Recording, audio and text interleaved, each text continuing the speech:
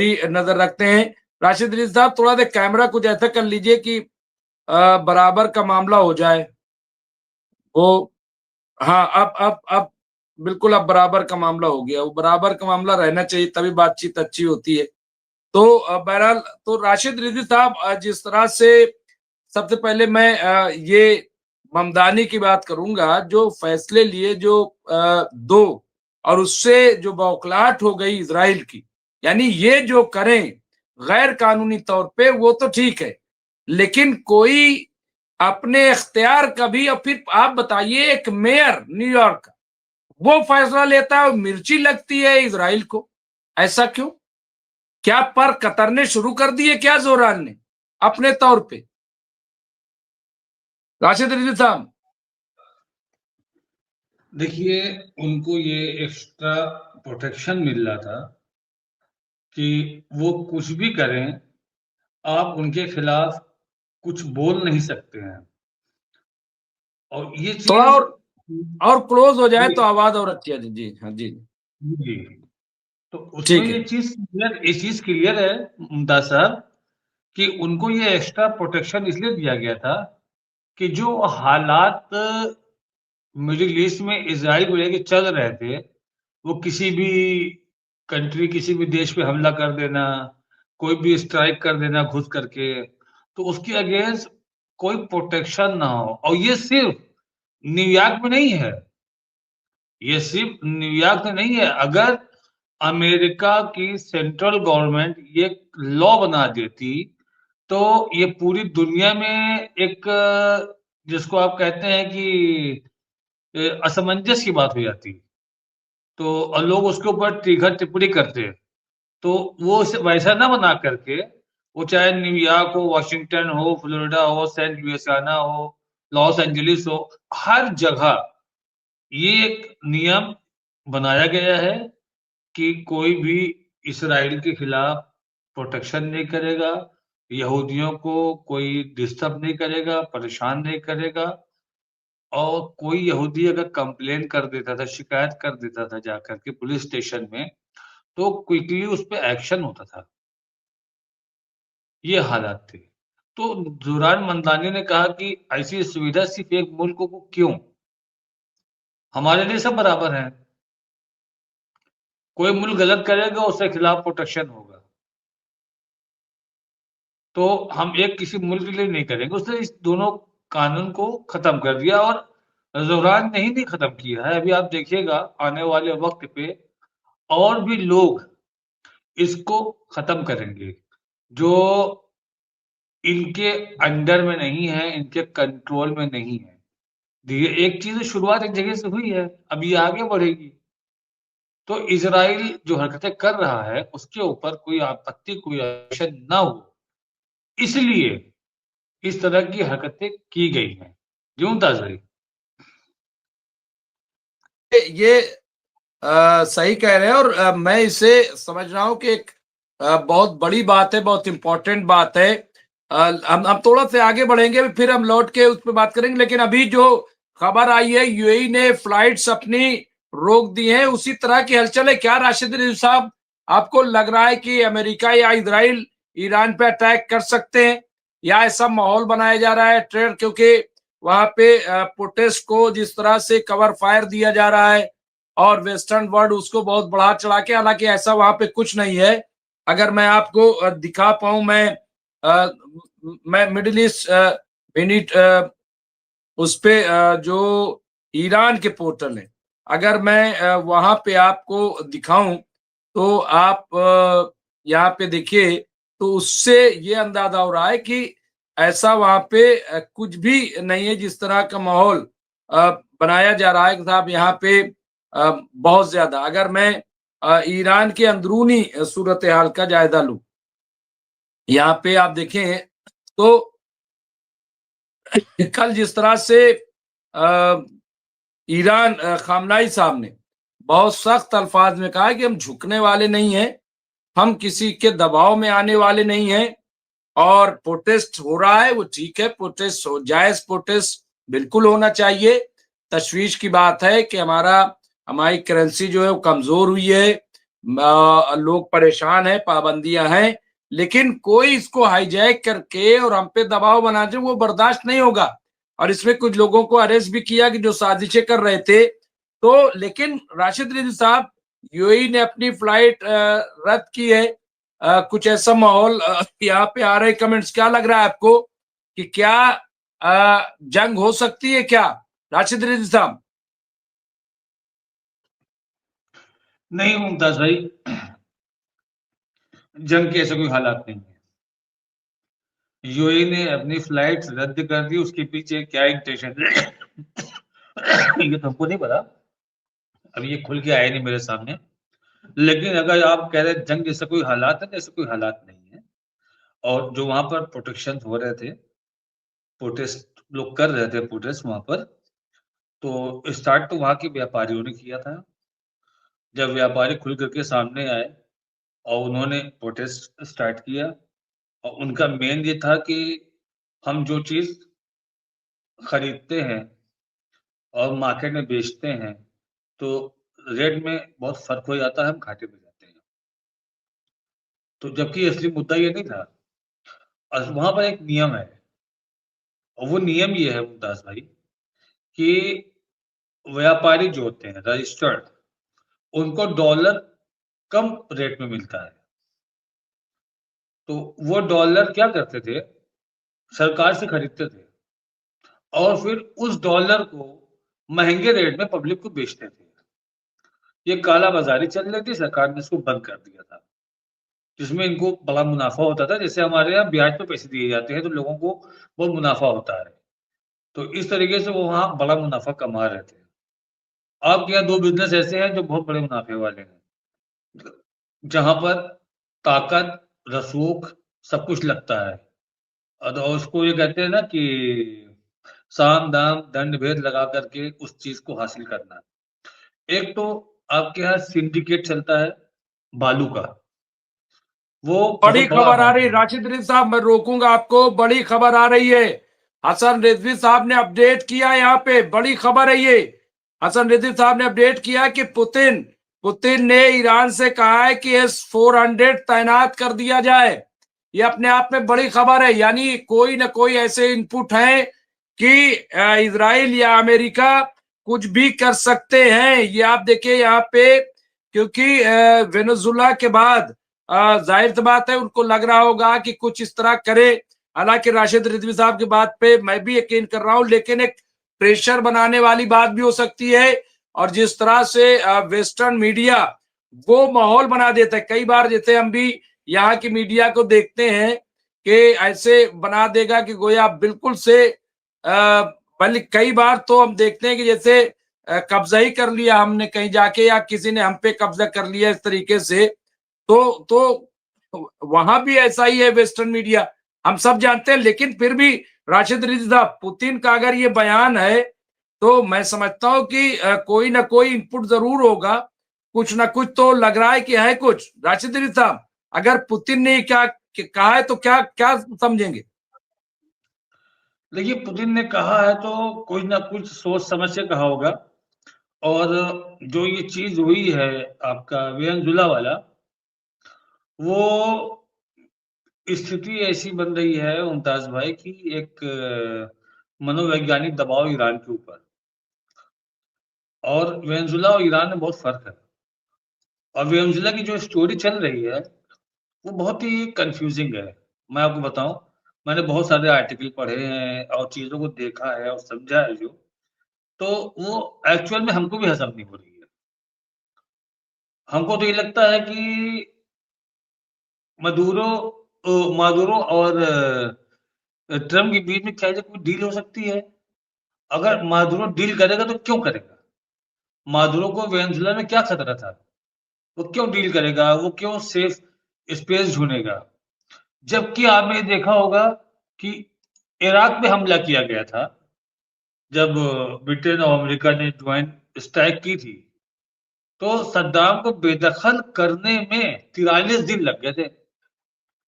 43 दिन में ये इराक में कंट्रोल पाए थे। 43 दिन लग गए थे। और यहां पर 43 मिनट नहीं लगे। और आराम से उनको उठाया और लेके चले गए। एक राष्ट्रपति भवन जो होता है, वहाँ पर बहुत ही चुस्त दुरुस्त सुरक्षा रहती है। मुमताज़ भाई, चुस्त दुरुस्त सुरक्षा रहती है। आसानी से कोई लेके नहीं आ सकता है, जब तक सहमति ना हो या जब तक मुकाबला ना हो। तो वहाँ पर जो फ़ोर्स लगी थी, जो उनकी सुरक्षा में तैनात, तो वो लोग क्या किए? किसी भी तरह के रिएक्शन की कोई न्यूज़ नहीं आ रही है। किसी भी तरह की कोई न्यूज़, कोई वीडियो आ ही नहीं रही है। हमने बहुत खंगाला, वेनेज़ुएला की वेबसाइटें, उनके जो न्यूज़ की वेबसाइटें हैं, तमाम खंगाला, कहाँ देखा, भाई कोई रिएक्ट तो होना चाहिए ना। गोली चली हो, कई सोल्जर्स मारे गए हों, कुछ इनके घायल हुए हों, कुछ नहीं। बस ये हुआ कि कुछ जगहों पे हमला कर दिया और थोड़ी देर के बाद जो डोनाल्ड ट्रंप का ट्वीट आ जाता है कि हमने उनको गिरफ्तार कर लिया और उनको हमने वहाँ से बाहर निकाल दिया। ये न्यूज़ आ गई और वहाँ के सुप्रीम कोर्ट ने उपराष्ट्रपति को बना दिया, राष्ट्रपति की शपथ दिला दिया। वहाँ की उपराष्ट्रपति बोल रही हैं कि अमेरिका पहले हमको सबूत दे कि वो जिंदा है। हमें उनकी कोई खबर नहीं मिल रही है। वहाँ का रक्षा मंत्री बोल रहा है कि वो सेफ है। ऐसा कुछ नहीं है। तो मतलब ये है कि ये चीज़ किसी को कानो-कान खबर नहीं लगी, जबकि उसी से 6-7 घंटा पहले जो अमेरिका के ऑफिशियल गए, वो चाइना के ऑफिशियल गए हुए थे, बाकायदा मदुरो से उनकी मीटिंग हुई है, डिस्कशन हुए हैं और अचानक इस तरह से गायब हो जाना, अभी इसके ऊपर कुछ भी कहना मुमताज़ भाई, साफ गोई से, साफ तरीके से हमको नहीं लगता कि हमारे लिए बेहतर होगा। क्योंकि अभी 1 हफ्ता 5 दिन आप रुकिए, आप ये देखिए कि इसमें से एक्चुअल में क्या निकल के आ रहा है। अभी निकलेगा, ऐसा नहीं नहीं निकलेगा। हाँ, वो एक अलग बात है कि पूरी दुनिया ने इसका खंडन किया है, पूरी दुनिया ने, ये जो इनके साथ के देश हैं, उसमें इज़राइल को छोड़ कर के किसी ने इनको शाबाशी नहीं दी है। यहाँ तक कि ब्रिटेन है और आपका इटली है, उसने यहाँ तक कह दिया कि मतलब वो तानाशाही सरकार थी, हमने उनको मान्यता नहीं दी थी, लेकिन बातचीत से, डायलॉग से मैटर को सॉल्व करना चाहिए, इस तरह नहीं करना चाहिए। मतलब डोनाल्ड ट्रंप के काम को वो लोगों ने भी सही नहीं समझा, वो लोगों ने सही नहीं माना। तो मुमताज़ भाई, ये जो चीज़ें चल रही हैं दो तरफ़ा इस वक़्त, अभी आप खाली आर्टिकल पढ़िए, लेकिन आपको 2-3 दिन लगेगा जब कुछ निचोड़ निकल के आएगा, क्योंकि वहाँ का इंटरनेट सेवा बंद नहीं है। राष्ट्रपति आवास के आस-पास भी लोग रहते हैं, चाहे 500 मीटर दूर रहते हों। किसी तरीके की गोली चलने की आवाज़ आती, कुछ होता, जैसे वहाँ पर जो आपका एयर स्ट्राइक हुई है, उसकी वीडियोज़ आए हैं। वहाँ के लोगों ने उसको अपने सोशल मीडिया प्लेटफ़ॉर्म पे डाले हैं। जहाँ-जहाँ स्ट्राइक हुई है, वो वीडियोज़ आए हैं। लेकिन राष्ट्रपति भवन के आस-पास से कोई वीडियो नहीं है। तो अगर वहाँ पर ऐसा कुछ होता तो लोग वीडियो ज़रूर बनाते और उसको डालते। कहीं न कहीं से शो किया जाता वो। कोई हलचल नहीं हुई, बहुत खामोशी से। मुझको तो ऐसा लगता है कि ऐसा तो नहीं हुआ कि मादुरो जो है वो कोई प्राइवेट कार से चले गए हों, वहाँ पर जाकर के उनके एयरशिप पे बैठ गए हों। और जिस तरीके से उनकी बॉडी लैंग्वेज थी, जब उनको दिखाया गया, तो वो हिसाब से लग भी नहीं रहा था। वो दोनों थंब ऊपर करके ऐसे सिंबल दे रहे थे, ऐसे-ऐसे करके। और अमेरिकन जो सोल्जर्स थे, उनको न्यू ईयर के लिए विश कर रहे थे वो। तो ऐसा नहीं लग रहा था जैसे वो गिरफ्तार किए गए हों, लेकिन फिर भी ये जो काम हुआ है, ये गलत हुआ है। अगर ये कोई संकेत देना चाह रहे हैं, तो ये अमेरिका के लिए बैकफ़ायर है ये, कि अमेरिका जिस डेमोक्रेसी की बात करता है, तो किस डेमोक्रेसी की बात करते हो? एक तरफ ईरान से कहते हो कि आप वो जो जो लोग प्रोटेस्ट कर रहे हैं उनके ऊपर आप हमला नहीं कर सकते हो, नहीं तो हमको बीच में आना पड़ेगा। हमारी जिम्मेदारी है मानवाधिकार की रक्षा करना। कभी एक बार इजराइल से नहीं कहा कि अब तुम ऐसा मत करना, हमारी जिम्मेदारी है मानवाधिकार की रक्षा करना। जो हमारे सिग्नेचर से ट्रक 600 ट्रक जाएंगे, उसके सिग्नेचर हमारी हुई थी, तो उस पर 600 से कम ट्रक जाने नहीं चाहिए। वहां पर उनको ह्यूमन राइट नहीं दिखा। ईरान में कल हम आपसे बात करना चाह रहे थे, कल हम जबकि हमको लगता है कि जितनी भी डिबेटें आपकी हमने ज्वाइन की है, कल पहला दिन ऐसा था कि हम इंतजार कर रहे थे, क्योंकि ईरान के 2-3 लोग हमसे कनेक्ट थे और हम भी चाह रहे थे कि टेलीफोनिक आपको भी कनेक्ट करा करके क्वेश्चन आंसर हो जाते। हमने इस बात के लिए उनसे सहमति भी ली थी। उनका कहना था कि कोई प्रोटेस्ट नहीं है, 500, 700, 1000 लोगों का प्रोटेस्ट अलग-अलग हुजूम में निकल रहा है। Indian administered Kashmir. व्यापारियों ने टोटल अपने आप को सेट कर लिया है, गवर्नमेंट से बात हो गई है, गवर्नमेंट ने उनको आश्वासन दे दिया है, वो सेटिस्फाई हो गए हैं। अब जो है, जो शाह पहलवी आकर के हर 2 घंटे पर एक ट्वीट कर रहे हैं, एक वीडियो डाल रहे हैं और ईरान के लोगों को उकसा रहे हैं। ईरान के लोगों को उकसा रहे हैं, उधर से इजराइल उकसा रहा है और डर दिखाया जा रहा है। और यहाँ पर कुछ लोग यूनिवर्सिटी के बच्चों को जा करके उकसा रहे हैं, प्रोटेस्ट पे लेके आते हैं। और सबसे बड़ी नाराजगी तब हुई थी जब ईरान के झंडा जो एक पोल पे लगा था, उस झंडे को गिराया गया था। उसपे बहुत ज्यादा लोग नाराज हो गए थे कि ये चीज बर्दाश्त नहीं होगी कि हम अपने नेशनल फ्लैग के को इतना बेइज्जती नहीं कर सकते।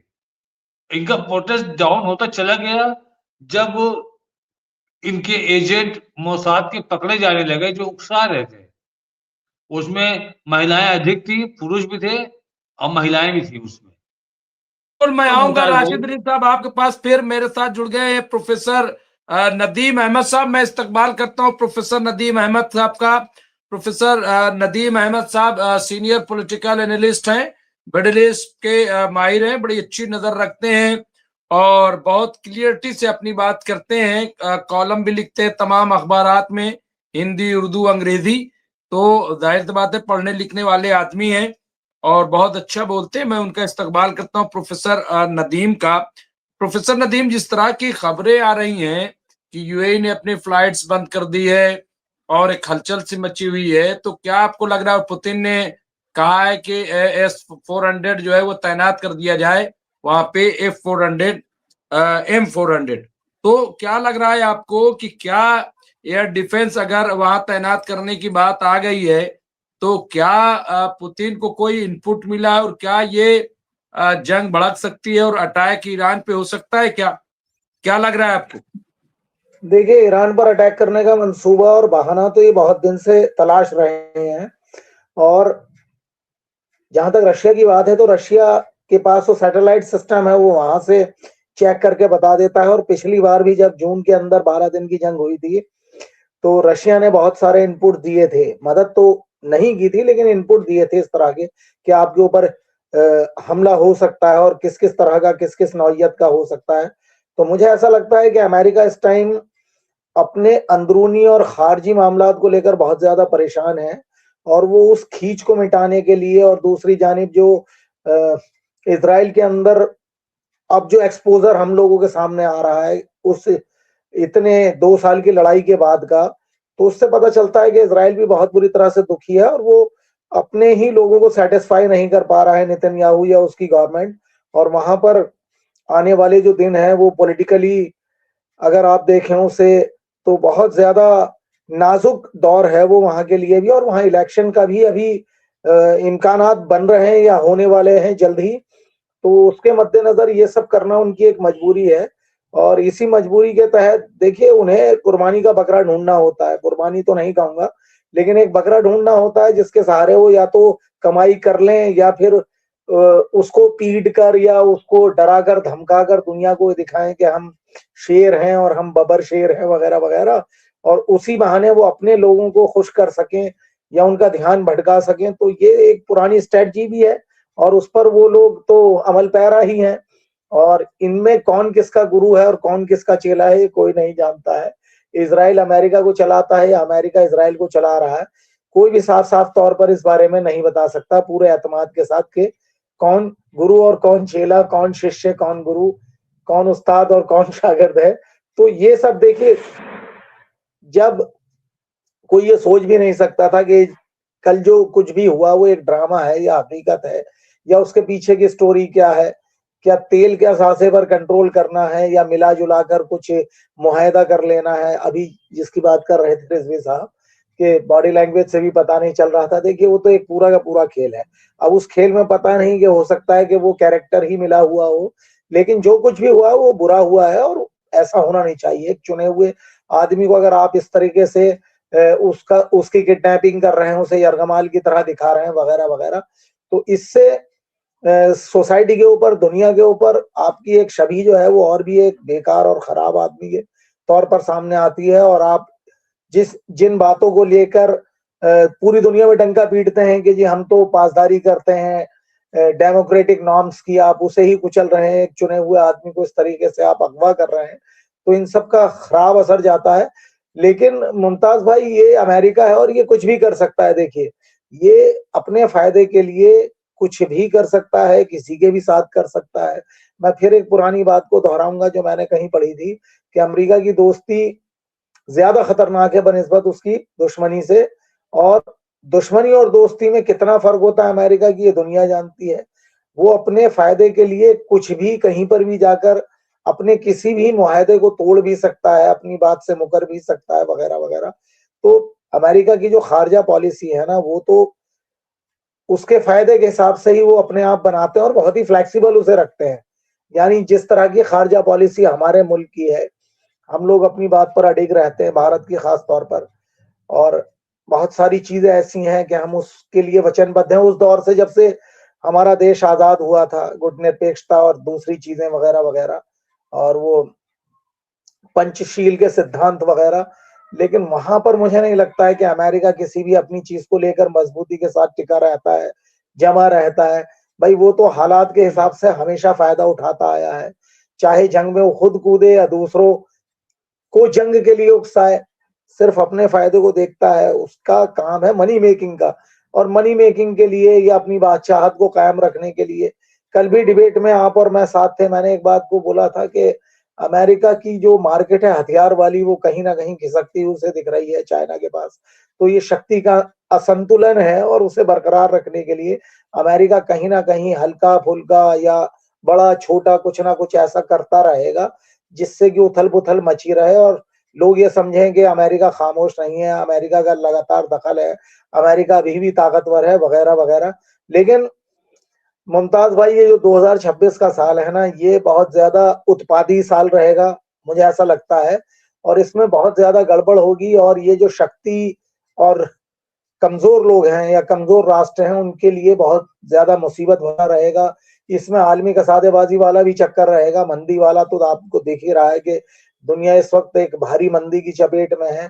अगर उसी में ये जंग वाली हालत भी जुड़ जाती है, जिसे शीत युद्ध बोलते हैं, या खुली जंग होती है, तो ये और भी ज्यादा नुकसानदायक होगी। और ईरान पर इस बार हमला करना मुझे ऐसा लगता है कि बहुत ज्यादा खतरनाक साबित होगा, क्योंकि ईरान जो तेल वाली उसकी मार्केट या पावर है ना, उसके ऊपर बहुत ज्यादा कंट्रोल करेगा और उससे बांध कर रख देगा आधी दुनिया को।